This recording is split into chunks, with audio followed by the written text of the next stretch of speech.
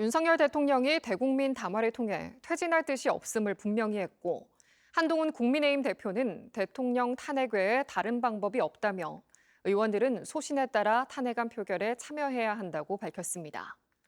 국민의힘은 원조 친윤 권성동 의원을 새 원내 사령탑으로 선출했습니다. 국민의힘 김상훈 정책위 의장을 황상영 기자가 만났습니다.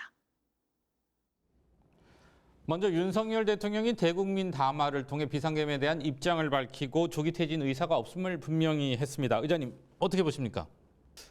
윤석열 대통령의 입장에서 계엄 선포를 할 수밖에 없었던 절박한 심정을 호소하셨다 이렇게 보고 있습니다. 다만 결론적으로는 그럼에도 불구하고 국민들을 또 시국을 혼란에 빠뜨린 계엄 선포는 선택하지 않았었어야 되는 거 아닌가 그렇게 생각을 합니다. 한동훈 국민의힘 대표는 윤 대통령 탄핵에 찬성하고 의원들이 탄핵안 표결에 참여해야 한다고 밝혔는데 당내에서 반발이 큰 것 같은데요. 대통령 탄핵 소추안에 대해서는 탄핵 반대가 아직까지 당론입니다.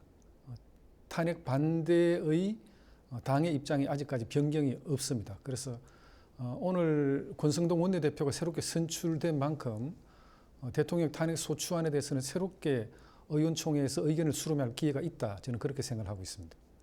그럼 일단 이번 주 토요일 탄핵 소추안 가결 가능성이 커졌다 이렇게 봐야 할 것 같은데 실제 어느 정도 여당 의원들이 탄핵안 찬성표를 던질 것으로 보세요?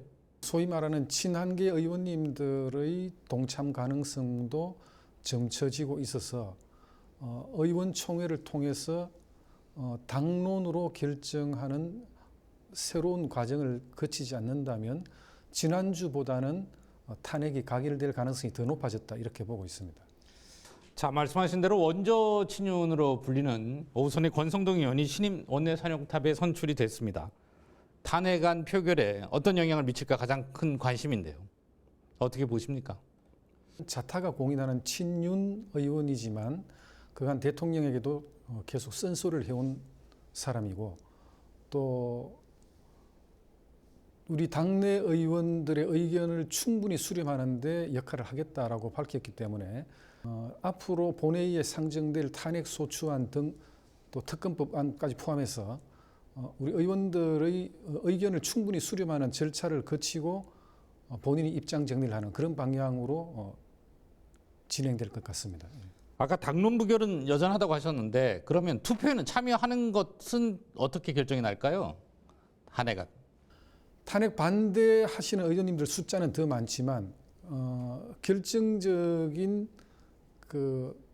이 찬성표 8표를 넘기면 결국 탄핵안이 가결되는 것이기 때문에 굉장히 좀 국민의힘 입장에서는 탄핵안과 관련해서는